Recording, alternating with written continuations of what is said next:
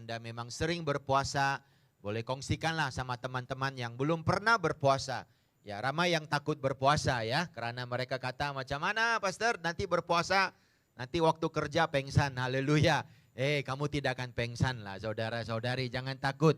Kecuali kalau kamu ada penyakit atau ada apa kesakitan dan dokter sudah memberitahu kamu harus makan supaya ada kekuatan.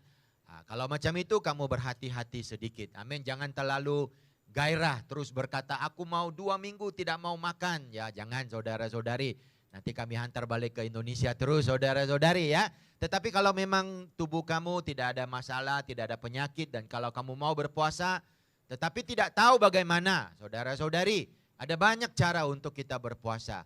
Yang pertama ialah puasa penuh lah, maksudnya memang tidak makan. Ya, siang tidak makan, tengah hari tidak makan, malam tidak makan, hanya minum air saja. Itu adalah puasa penuh. Jadi kamu bisa bangun pagi, kata Tuhan hari ini saya tidak makan. Karena saya mau ingatkan diri saya bahwa yang penting adalah roh dan bukan tubuh. Yang penting adalah roh dan bukan daging, amin. Kamu ingatkan diri kamu, kemudian kamu berdoa. Bila sampai waktu malam memang perut itu kelaparan lah, yaitu keroncong, itu gendang, semuanya akan berbunyi, amin. Macam ada mazmur di dalam perut kita, haleluya. Tapi saudara-saudari, jiwa kamu dan roh kamu akan rasa segar. Walaupun tubuh kamu dan daging kamu rasa lemah, amboi mak macam mau mati. Ya, kamu punya jiwa dan tubuh itu akan bergaduh. Ya, jiwa akan kata no, jangan makan. Tubuh akan kata makan sedikit sajalah. Tapi roh kamu akan disegarkan, amin. Dan bila kamu berdoa nanti, wah lainan dia punya doa. Kamu punya kelantangan, kamu punya semangat itu lain, amin. Nah bila sudah habis doa, kalau malam itu mau makan sedikit bolehlah. Ya, tapi janganlah beli sarapan pagi, makan tengah hari, makan malam sekalinya terus makan di situ. Jangan saudara-saudari, itu tidak bagus. Ya, itu bukan maksudnya puasa. Itu maksudnya lambat-lambat makan saja, haleluya. Puasa bermaksud memang tidak makan waktu itu. Ya, bukan melambatkan waktu makan saudara-saudari. Ada pernah teman saya sekali dia puasa. Waktu dia buka puasa, ini orang Kristennya. Waduh, saya tengok ini bukan puasa. Ini kamu hanya lambat-lambatkan makanan kamu ya. Jadi bukan begitu. Ataupun kamu mau puasa separuh pun boleh. Maksudnya kalau kamu rasa pagi kena makan, kalau tidak lutut bergoyang, tidak bisa naik bus kah, macam-macam. Makanlah pagi, mungkin malam lah kamu berpuasa. Ada satu lagi cara puasa yaitu memilih makanan. Ya, Daniel hanya memakan sayur dan buah-buahan, tidak memakan daging. Karena daging itu kita sering makan karena itu sesuatu yang memuaskan nafsu kita kan. Wah, sate, haleluya. Ya, saksang, haleluya. Itu memuaskan nafsu kita betul-betul. Jadi kalau kamu mau puasa juga bisa makan sayur saja, daging saja. Daging jangan makan, sayur, buah-buahan. Biarlah itu saksang, ya tunggulah minggu depan, haleluya. Ya, itu juga bisa cara berpuasa. Dan ada satu lagi, ya ini nasihat daripada Pastor Sam. Bila kamu berpuasa, kamu harus lihat juga tabiat kamu. Ya, kalau memang kamu satu hari, kalau bukan kerja memang tonton TV. Saudara-saudari, tidak ada gunanya kalau kamu puasa, tapi balik-balik dari kerja, TV juga menjadi layanan kamu. Itu bukan puasa namanya saudara-saudari, itu tahan lapar saja. Puasa juga bermaksud hidup itu harus ada perubahan. Tabiat hidup itu harus ada perubahan di mana kamu tidak makan, tapi balik-balik dari rumah, teman-teman ajak pergi jogging kah, pergi sunshine kah, kamu kata, oh hari ini no, saya mau habiskan waktu bersama Tuhan. Saya mau doa untuk mama saya mau doa untuk bapak saya mau doa untuk pastor saya, cewa ya. Kamu harus ubah tabiat hidup kamu untuk 40 hari, 40 malam itu, amin. Jadi kita berdoa, segalanya akan luar biasa, amin. Ayo mari kita masuk ke dalam firman Tuhan dan pagi ini saya undang saudara-saudari lihat Lukas pasal 18, ya Lukas pasal 18 dan kita lihat di slide tajuk firmannya pelik sedikit, haleluya.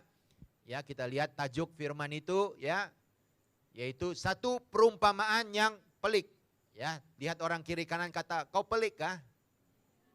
Ya, satu perumpamaan yang pelik, tapi saudara-saudari firman ini adalah tentang berdoa dengan otoritas. Saya letak nomor 2 di situ, sebab minggu lalu Pastor Sam telah mulakan ya pengajaran tentang doa dengan otoritas. Jadi pada pagi ini saya sambung dan saya mau gunakan satu perumpamaan yang ada di Lukas 18 ayat 1 hingga ayat 8. Dan ayo mari kita sama-sama melihat apa yang dikatakan oleh Yesus.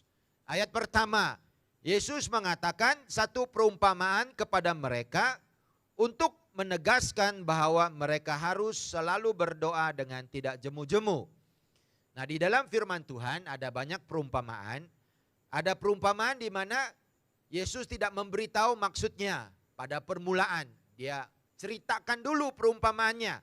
Kemudian baru dia beritahu apa maksud perumpamaan itu.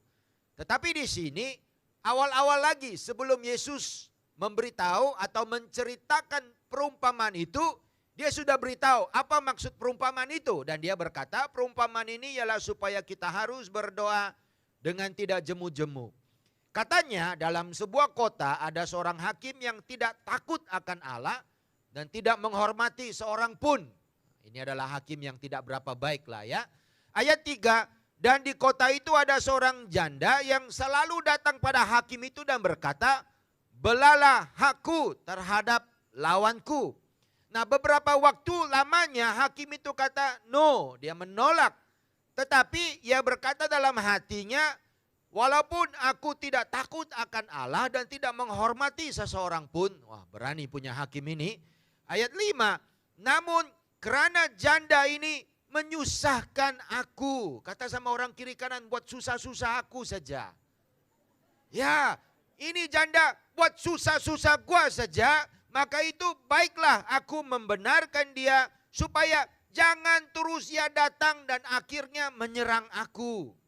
Lalu Tuhan kata begini, camkanlah apa yang dikatakan oleh hakim yang lalim ini. Hakim yang jahat ini, Tuhan kata, dengar apa yang dia kata. Lalu Tuhan balas balik dan Yesus kata begini, tidakkah Allah akan membenarkan orang-orang pilihannya yang siang malam berseru kepadanya, dan adakah ia mengulur-ngulur waktu sebelum menolong mereka? Aku berkata kepadamu, ia akan segera membenarkan mereka, akan tetapi jika anak manusia itu datang, adakah ia mendapati iman di bumi, saudara-saudari? Yang pertama, kalau kita lihat di ayat yang pertama, dia kata, jangan doa dengan jemu. Ya. Jangan doa dengan jemu. Perumpamaan ini bukan mengajar kita cara berdoa. Ini bukan tempatnya. Kalau mau belajar cara berdoa, bisa lihat di bahagian awal Injil, Matius 5, Matius 6, Matius 7, Matius 8. Di situ ada mengajar kita cara berdoa. Perumpamaan ini juga tidak berkata, kenapa doa itu penting. Tidak, kalau mau tahu kenapa doa itu penting, baca di tempat lain di Alkitab. Perumpamaan ini ada satu maksud saja. Jangan berdoa dengan jemu. Jangan berdoa dengan jemu. Apa itu jangan berdoa dengan jemu? Maksudnya jangan berdoa dengan putus harapan atau putus asa. Saudara-saudari, orang yang berdoa dengan jemu bermaksud begini. Dia berdoa tanpa pedulikan jawabannya. Dia berdoa hanya karena itu tugasnya. Ya.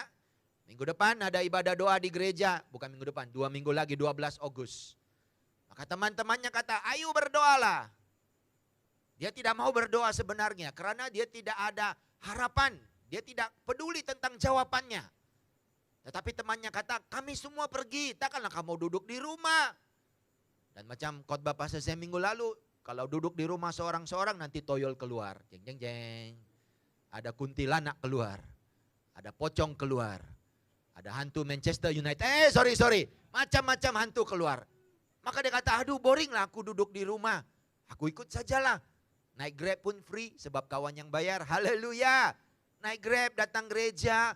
Ya teman-teman berdoa, dia pun berdoalah. Amin. Amin. Tapi dalam hatinya tidak ada antisipasi untuk mendapat jawaban. Itulah namanya doa dengan jemu. Atau doa dengan putus harapan. Tetap berdoa tetapi tidak yakin jawabannya akan ada. Saudara-saudari, siapa yang pernah mengalami ini dalam kehidupan? Ada. Contohnya anak saya. Kami mau dia pohon beasiswa. Tetapi sudah diceritakan oleh orang lain, beasiswa ini anakmu tidak akan dapat. Tapi kami buat juga. Dan bila saya isi borang pun setengah hatilah. Bila saya isi ya permohonan mau dapat beasiswa pun saya tidak sungguh-sungguh. Karena saya sudah tahu dia tidak akan dapat. Nah begitulah maksudnya doa jemu-jemu. Dia datang berdoa tapi hatinya tidak ada satu pencarian untuk jawaban. Nah saya mau jelaskan dengan menunjukkan satu cerita. Haleluya. Nama anjing ini Hachiko. Nah, kalau lu ada anak dan tidak tahu nama mau beri apa, bisa gunakan Hachiko, saudara-saudara. Ini kisah benar, ini bukan anjing saya, saudara-saudari. Ini adalah anjing yang hidup di Jepang. Ya, sudah lama. Dan kalau kamu pergi Jepang, ada 2 tugu yang memperingati anjing ini. Ada satu tugu dekat sebuah stasiun kereta api. Dan di situ ada gambar, ada tugu anjing itu. Dan ada lagi sebuah tugu di sebuah universitas. Itu ada tugu anjing itu, dia mencari tuannya. Jadi itu adalah gambar Hachiko yang sebenarnya. Siapakah Hachiko dan kenapa ada tugu untuk dia? Ya, di Batak tidak ada tugu untuk anjing karena semua anjing itu sudah dimakan. Haleluya. Amin. Ya. Kenapa ada tugu untuk anjing ini? Apa yang luar biasa tentang anjing ini? Adakah anjing ini boleh bercakap? Adakah anjing ini kalau kamu kata selamat pagi, dia kata selamat pagi dong? Ya, bukan. Apa yang luar biasa tentang anjing ini? Anjing ini luar biasa karena kesetiaannya. Apa yang berlaku ialah anjing ini telah dipungut oleh tuannya sewaktu masih kecil. Anjing ini sesat. Jadi tuannya telah mengambil anjing ini balik rumah dan tuannya sangat sayang sama anjing ini. Dan apabila anjing ini sudah besar, ada satu tabiat dalam anjing ini yang sangat luar biasa. Yaitu tiap-tiap kali tuannya keluar dari rumah, berjalan kaki ke stasiun kereta api, kemudian naik kereta api pergi tempat kerja, dan kemudian naik kereta api pulang, anjing ini mau ikut. Dia akan ikut saudara-saudari, tapi dia hanya ikut sampai ke stasiun kereta api. Maka bila sampai di stasiun kereta api, tuannya akan naik kereta api, anjing itu akan tunggu di situ. Dan kemudian anjing itu tahu balik. Dia akan balik rumah. Tapi waktu dekat tuannya mau pulang, dia akan lagi ke stasiun kereta api. Jadi tiap-tiap kali bila tuannya turun dari kereta api, pulang, anjingnya Hachiko sudah tunggu di situ. Dan tiap-tiap hari asalkan tuannya naik kereta api, Hachiko akan buat itu macam. Tapi cerita ini sangat sedih karena pada satu hari waktu tuannya sedang bekerja, tuannya sakit jantung dan mati. Jadi tuannya tidak naik kereta api kembalilah. Tapi Hachiko tidak tahu saudara-saudari. Dia masih pergi dan tunggu. Dan dia tunggu sampai lewat malam, tuannya tidak kembali, dia balik rumah. Esok pagi dia pergi lagi. Dia tunggu. Dan saudara-saudari dia tahu tunggu berapa lama? 9 tahun. 9 tahun bukan 9 hari. Bukan 9 minggu. 9 tahun dia buat begitu. Hari-hari dia pergi itu stasiun hanya tunggu tuannya. Maka itulah kenapa bila orang dapat tahu, bila orang mulai sadar. Kenapa anjing ini selalu di stasiun kereta api. Duduk di situ tunggu. Lama-lama orang tahu ini anjing tuannya. Tuannya sudah mati. Tapi begitu setia. Jadi Hachiko itu lambang kesetiaan. Jadi hari ini saya dengan Pastor Loges sudah menentukan. Kalau mau jadi pacar teman laki-laki di sini, pastikan dia sign kontrak. Tunggu tidak kurang dari 9 tahun. Haleluya. Kalau dia tidak sanggup, lu kawin saja Hachiko. Haleluya. Tak payah kawin manusia. Inilah namanya kesetiaan. Ya, saya mau tunjukkan videonya. Mereka buat satu bioskop, satu wayang untuk cerita ini. Sangat sedih. Kalau sini yang sudah ada pasangan, tanya saya, Pastor, adakah movie yang romantis bisa buat teman wanitaku nangis, supaya waktu dia nangis ku bisa keluarkan tisu. Saya akan kata, bawalah dia tengok Hachiko. Tapi jaga-jaga sebelum dia menangis, lu pun sudah menangis. Haleluya. Inilah satu-satu wayang yang saya tengok dengan istri saya. Lepas tengok, saya tengok sebelah sini. Istri saya kata, kenapa? Tak ada hal apa-apa. Habuk masuk mata, habuk kepala otak, sudah mulai menangis saudara-saudari karena sedih cerita ini ya. Saya mau tunjukkannya, kita tengok cerita ini. Hachiko, ya ini trailernya. Amin.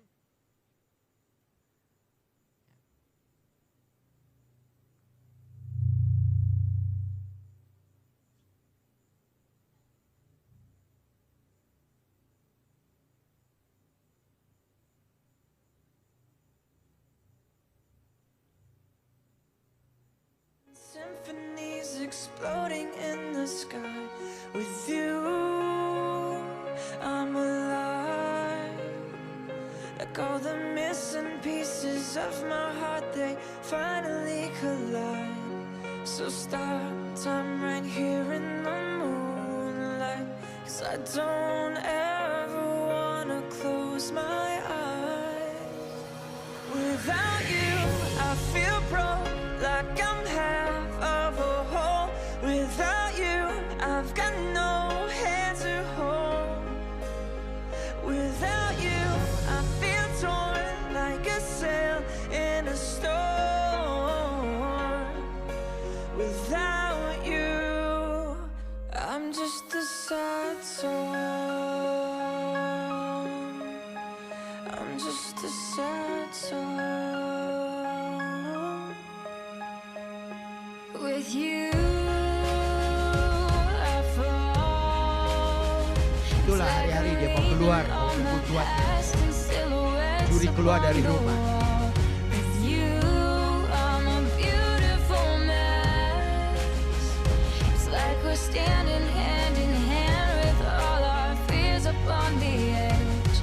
So stop time right here in the moonlight. 'Cause I don't ever wanna close my eyes.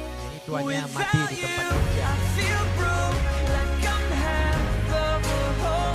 Without you, I've got no hand to hold. Without you, I feel torn like a sail in a storm. Without you, I'm just a sad song. You're the perfect melody, the only harmony I wanna hear. You're my favorite part of me. With you standing next to me, I've got nothing to fear. I'm just a sad song. I'm just a sad song.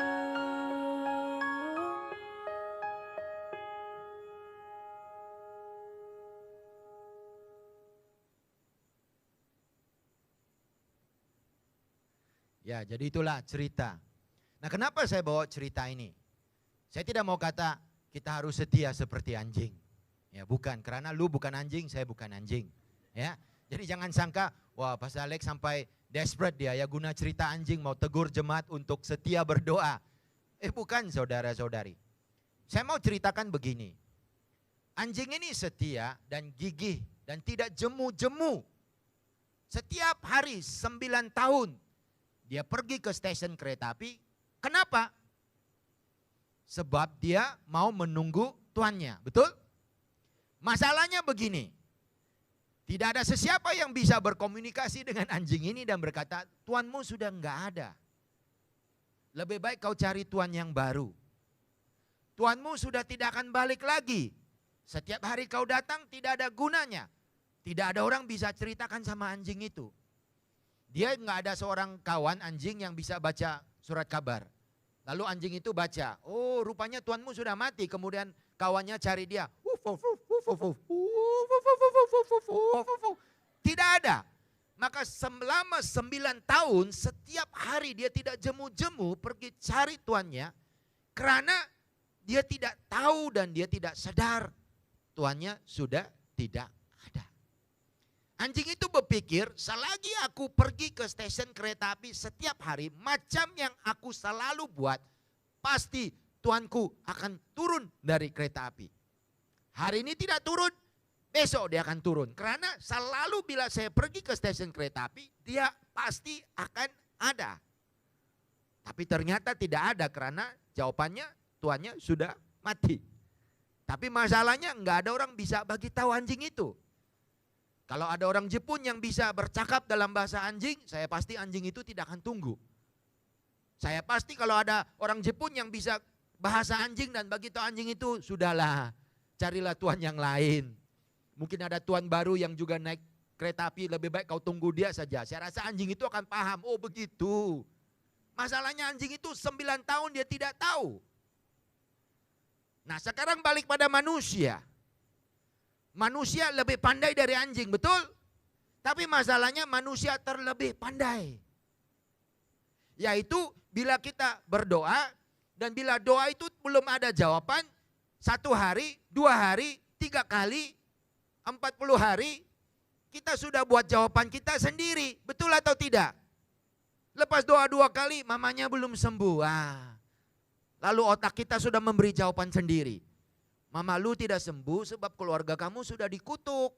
Oh, mamamu tidak sembuh sebab memang keluargamu tidak berharga di mata Tuhan. Buat apa kau berdoa? Oh, itu apa? Itu terlebih pandai namanya. Lebih baik kita jadi macam Hachiko, betul atau tidak? Tidak tahu apa-apa. Tapi kan Tuhan berikan kita pikiran. Nah pikiran kita kadang-kadang terlebih pandai. Macam anak saya yang bukan tinggal dengan saya di Kuala Lumpur dia sekarang. Kadang-kadang kami WhatsApp dia nggak jawab. Wih lama nggak jawab ini. Kadang-kadang tiknya nggak jadi biru. Macam-macam lah pemikiran. Dia oke kak? Saya akan tanya istri saya selalu kata dia oke lah. Betul kak kenapa lama tidak jawab? Selalu jawab cepat ini. WhatsApp lagi. Tidak dijawab juga. Call tidak diangkat pula. Nomor yang Anda dial tidak aktif gitu. Maka saya sudah buat jawaban saya sendiri. Pasti sesuatu yang buruk sudah terjadi. Mungkin ada kecemasan. Saya sudah mau cari apa nomor HP kawannya. Mungkin kita telepon kawannya. Istri saya kata enggak payah lah. Dia oke lah itu. Malam-malam baru dia kata hello daddy. Kurang asam punya anak. Mana kau pergi? Bateri habis lo. Lupa bawa charger lo. Tengok. Sudah terlebih pandai kita buat jawaban sendiri. Dan bila kita buat jawaban sendiri, selalunya waktu berdoa kita akan berkata Tuhan tidak akan jawab. Tuhan tidak akan jawab. Nah bila kita sudah sampai ke peringkat itu, kita akan mulai doa dengan jemu. Yaitu doa tanpa menunggu jawaban. Dan orang yang doa dengan jemu selalu akan jadi apa? Jemu untuk berdoa. Amin. Sama. Maka itulah kenapa saya tunjukkan cerita anjing itu. Bukan meminta saudara-saudari untuk setia seperti anjing. Tapi untuk memberitahu kita manusia lebih pintar dari anjing. Tapi sayang kita terlebih pintar. Bila Tuhan tidak berikan jawaban kita buat kesimpulan sendiri. Bila Tuhan tidak memberikan apa yang kita mau di saat itu kita sudah berkata Tuhan tidak mau memberikan saya mukjizat. Siapa kata? Kau belum tahu lagi. Ada orang berkata iman bermaksud berdoa 1 kali saja. Siapa kata begitu? Orang yang berdoa banyak kali itu sebenarnya imannya lagi dahsyat kadang-kadang. Betul? Orang yang berdoa sekali akan terus dapat. Sekali terus dapat. Itu bukan iman, itu manja saudara-saudari. Tapi orang yang berdoa sekali belum dapat dia kata is okay. Aku tetap berdoa. Berdoa 2 kali tidak dapat is okay. 40 hari, 40 puasa tahun 2020 tidak dapat. Tidak apa, 40 hari puasa 2021 aku tetap berdoa. Amin. Sampai 20-30 dia masih tetap berdoa. Saya rasa orang itu ada iman yang lebih besar. Ada amin? Karena dia masih tetap setia berdoa. Karena dalam rohnya tidak memberitahu dia, Tuhan tidak pedulikan kamu lah. Tuhan sudah berkati orang lain, berkatnya sudah habis, tidak cukup untuk kamu. Dia tidak berpikir begitu. Dia masih tetap percaya ada jawabannya. Jadi apa maksud perumpamaan ini? Yang pertama, berdoa dengan tidak jemu. Tidak jemu bermaksud apa? Harus ada antisipasi jawabannya, amin. Bukankah firman Allah berkata, Tuhan memberikan kita lebih dari apa yang kamu doa. Haleluya, amin. Lu berdoa untuk orang yang kurus, Tuhan berikan orang yang kurus dan handsome. Haleluya. Lu berdoa untuk teman yang hitam, Tuhan berikan hitam dan manis. Haleluya. Tuhan berikan lebih. Tapi lu harus ada antisipasi untuk jawaban. Ada orang berkata, ini orang rohani ini selalu begitulah. Saya takut orang rohani, orang super rohani terutamanya. Kenapa you berdoa? Oh pastor, bila saya berdoa, saya tidak harapkan apa-apa. Yang penting 1 jam itu saya bersama dengan Tuhan, ada waktu yang indah. Oh, lu tidak harapkan apa-apa? Oh, saya tidak harapkan apa-apa. Birah. Ya saya tahu kadang-kadang kita berdoa, kita tidak mau minta apa-apa. Kita mau bersama dengan Tuhan kita. Tapi jangan saudara-saudari lupa, maksud doa masih tetap sama. Datang pada Tuhan, meminta sesuatu dari Dia, dan menunggu sehingga menerima jawaban. Amin. Jangan jadi super duper rohani. Saya berdoa karena Tuhan rindu sama saya.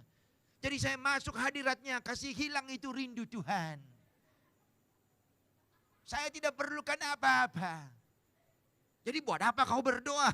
Jangan datang kebaktian doa, duduk di rumah sajalah, kacau saja.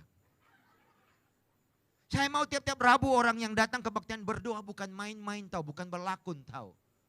Bukan air matanya sudah penuh jadi dia harus curahkan sikit-sikit. Saya mau orang yang datang ibadah doa itu lapar. Lapar untuk apa? Lapar untuk jawaban. Haleluya. Saya tidak puas hati dengan bangsa saya. Saya tidak puas hati dengan negara saya. Saya tidak puas hati dengan masa depan saya. Saya tidak puas hati dengan gereja saya. Datanglah berdoa. Ini tidak puas hati dengan gereja, mau kritik-kritik lagi. Bukan di sini, tempat lain. Haleluya. Pastornya tidak cukup ganteng lah. Ibadahnya terlalu banyak asap lah. Song leader suaranya nggak kedengaran lah. Dan you berdoalah. Apa ini? You datanglah ibadah doa, you mintalah sama Tuhan. Tuhan berikan kami worship leader yang lebih lantang suaranya. Ada, tak buat juga.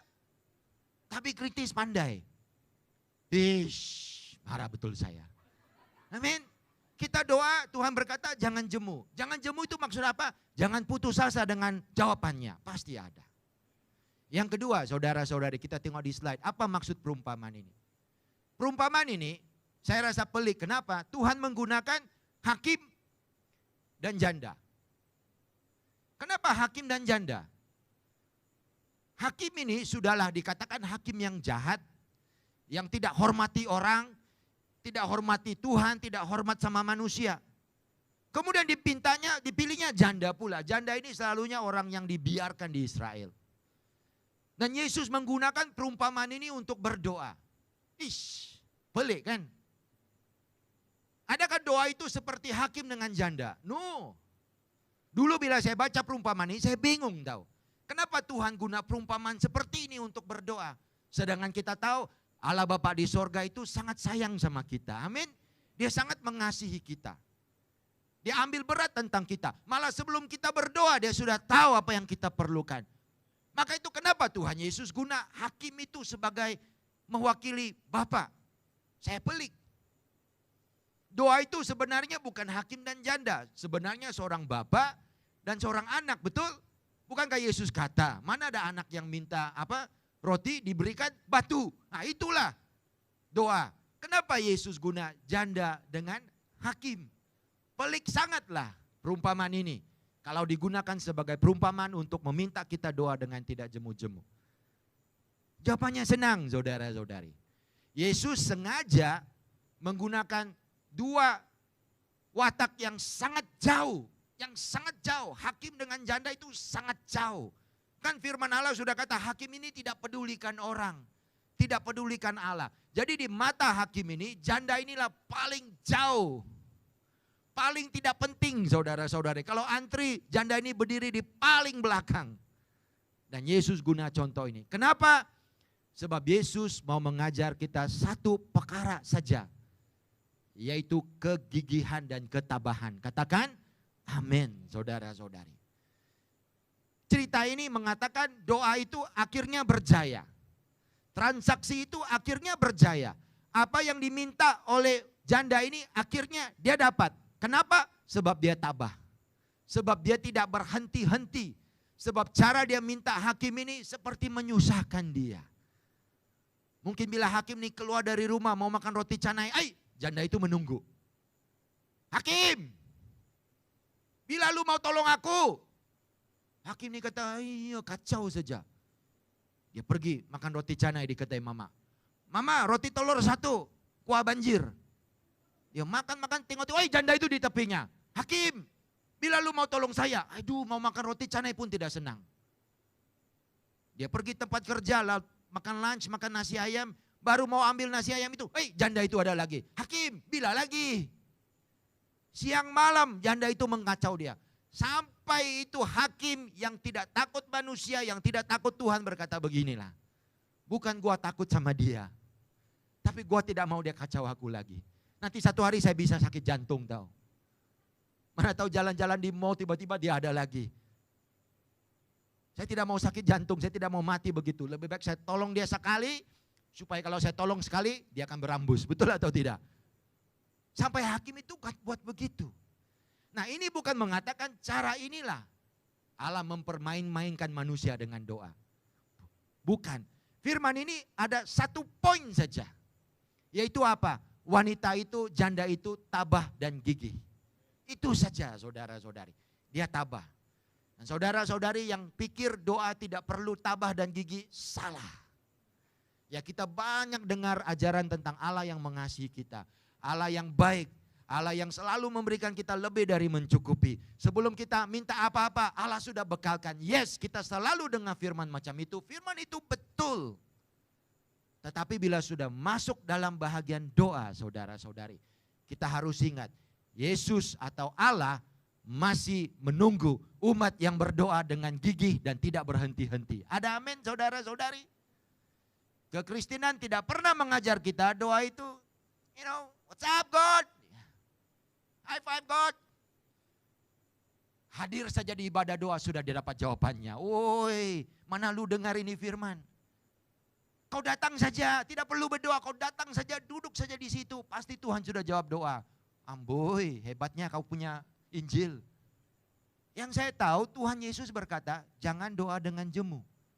Dan dia gunakan contoh 2 orang yang paling jauh, yang paling tidak selesa dengan satu sama lain. Dan Tuhan berkata, tengok, janda ini mendapat jawaban bukan karena kehebatannya. Dan hakim itu memberikan jawaban bukan karena kebaikannya. Tetapi akhirnya janda itu masih mendapat apa yang dia mau. Apa rahasianya? Satu saja. Janda itu tabah dan gigih. Amin. You tabah dan gigih atau tidak? Kita harus tabah dan gigih dalam doa. Tidak ada jalan lain kalau kita ikut perumpamaan ini saudara-saudari. Ada doa yang kita doa sekali. Amin. Ada doa yang tidak perlu berdoa pun. Pastor Loges berdoa. Wah, minggu depan boleh saksi. Puji Tuhan. Minggu lalu gua sakit. Gua telepon Pastor Loges. Pastor Loges tidak jawab. Tapi Pastor Loges WhatsApp saya. Jangan takut, jangan cemas. Saya sudah doakan. Sembuhlah kau, amin. Waktu ku terima WhatsApp itu terus sembuh. Haleluya. Oh. Tidak perlu berdoa pun. Pastor Loges yang doakan. Baguslah. Tapi akan ada perkara dalam hidup kita. Sekali tak cukup. Amin. 2 kali tak cukup. 5 orang berdoa tak cukup. 1 gereja tumpang tangan sampai rambut jatuh pun tak cukup. 1 tahun mungkin tak cukup. 5 tahun mungkin tak cukup. Tetapi apa yang Yesus kata? Janda ini terus menyusahkan hakim itu. Sampai hakim itu tidak berubah jadi baik. Hakim itu tidak, aku bertobatlah. Tidak, cara hakim itu menjawab doa pun tidak baik, betul? Kenapa hakim itu jawab perempuan itu? Bukan karena dia baik, dia kata aku gak mau lihat muka dia lagi, aku bagi saja apa dia mau. Lalu Yesus kata, kalau begitu janda dan hakim, apa lagi kalau Bapa Allah dengan umat pilihannya? Pasti Tuhan akan menolong. Yang bedanya, apakah Tuhan dapat mencari iman di dalam orang manusia? Haleluya. Hakim itu akhirnya kalah. Karena janda itu selalu mengganggu dia. Dan Yesus bertanya sama kita, apakah kita ada iman sampai Allah memberi kita upah? Haleluya. Itulah doa yang tidak berhenti-henti, yaitu doa yang gigih. Tidak salah berdoa dengan tabah. Ada amin? Kalau orang mau malukan kamu, dia yang malu. Bukan kau yang malu saudara-saudari. Jangan rasa malu. Kalau kau sudah beritahu seorang pastor kata, saya doakan untuk jodoh. Tahun depan pastor itu jumpa kamu lagi. Macam mana? Jodoh sudah ada. Jangan malu-malu. Jangan kata,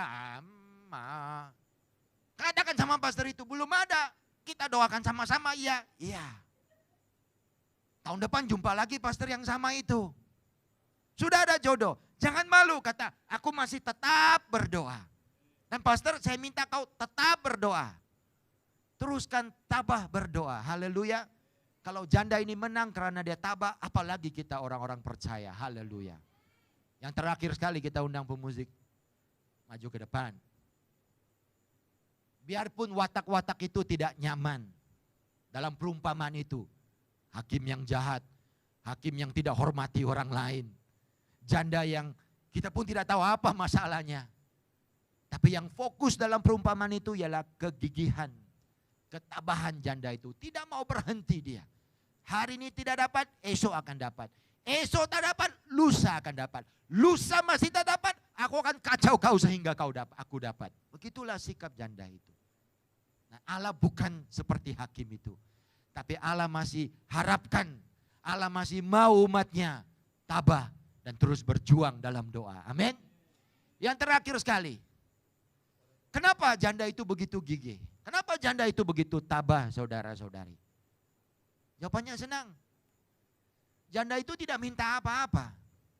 Janda itu tidak minta uang atau tidak minta sesuatu yang besar lah. Janda itu minta apa? Coba kau baca di ayat ketiga. Bela hakku. Maksudnya janda itu bukan meminta sesuatu yang dia tiada. Janda itu meminta sesuatu yang dia ada, jangan dirampas dan diambil oleh orang. Haleluya. Amin. Itulah rahasia ketabahan janda itu.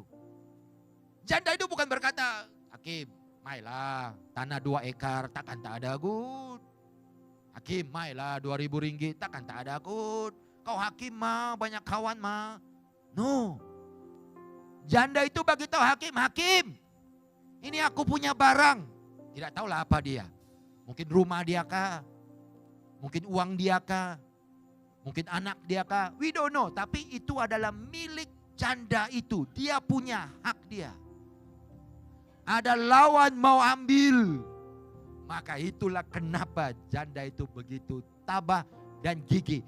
Dia tidak mau apa yang kepunyaannya diambil oleh lawannya. Dia bukan meminta sesuatu lebih. Dia hanya minta apa yang milikku. Hakim, kau tolong pertahankan. Apa ini saudara-saudari? Salah satu sebab kita lemah dalam doa ialah kita tidak sadar apa itu hak kita. Apa itu milik kita.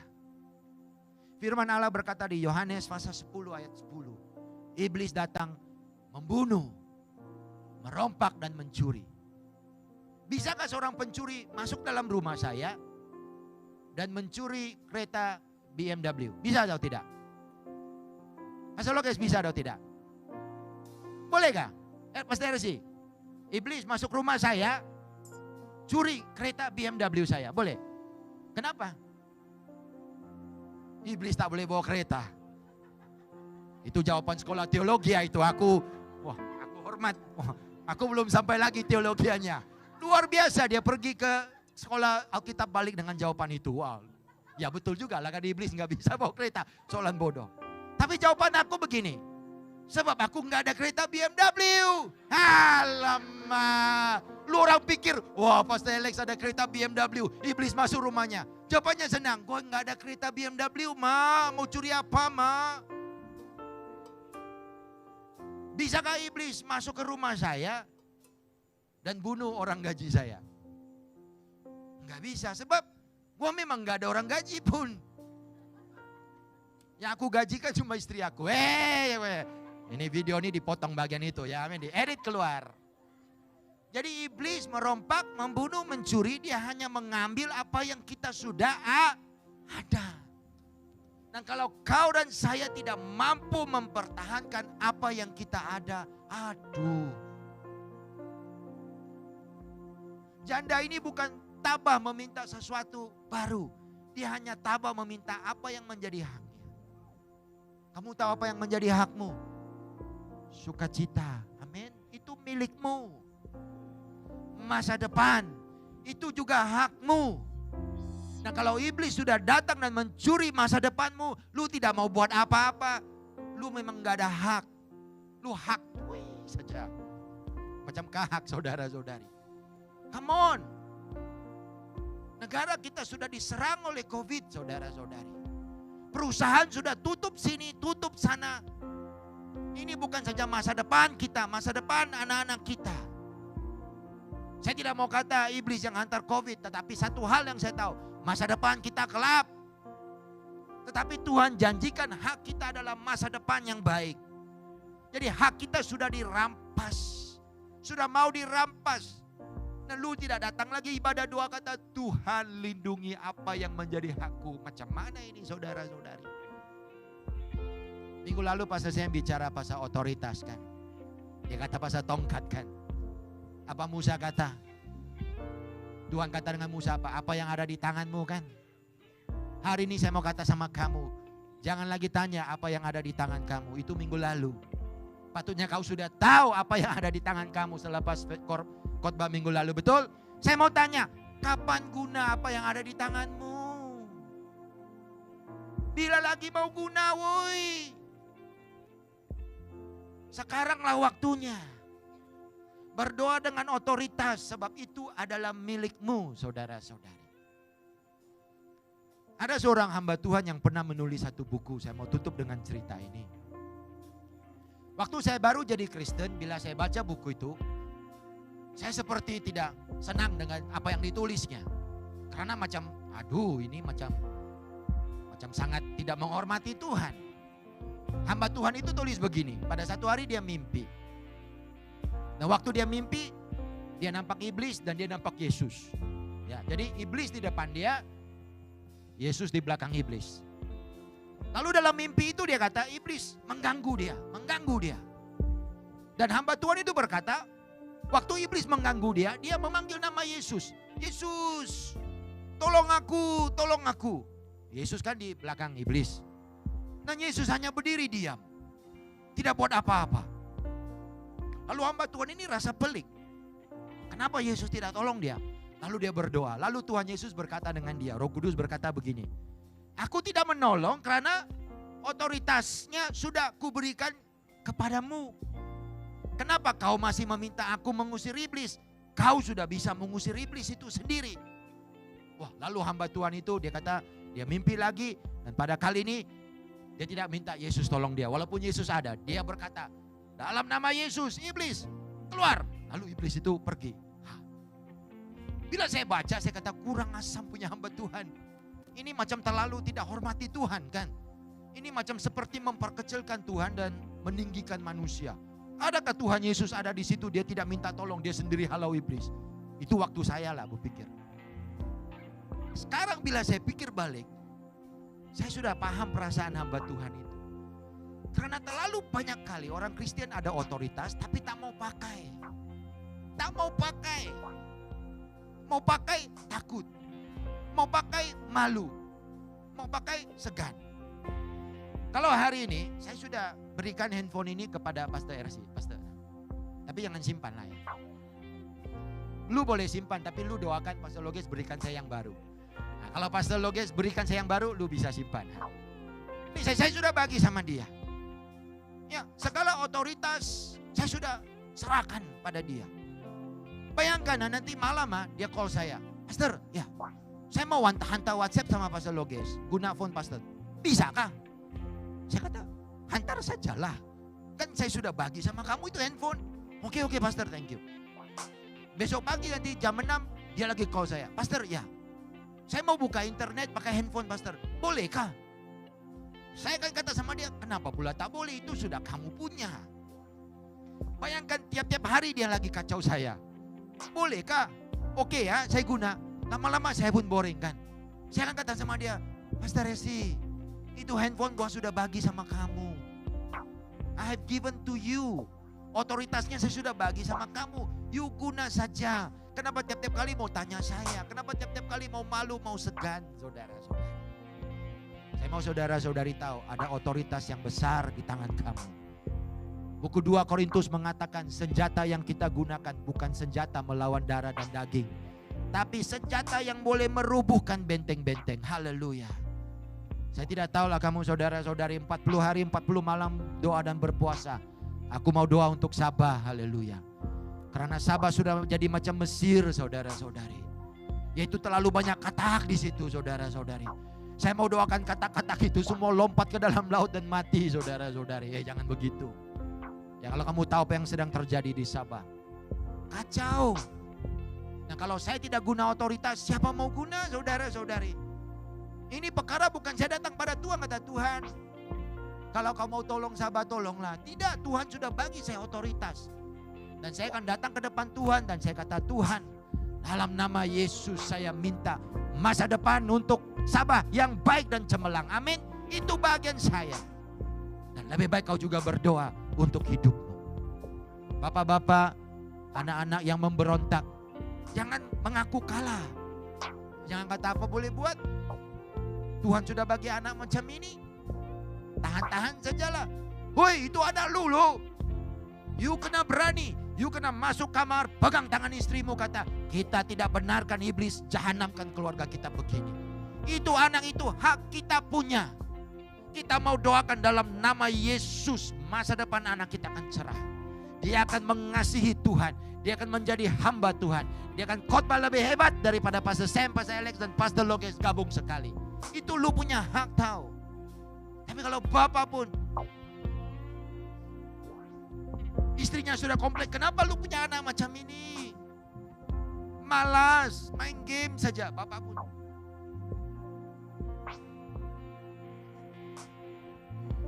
Nanti bila kau tua, ini juga lah.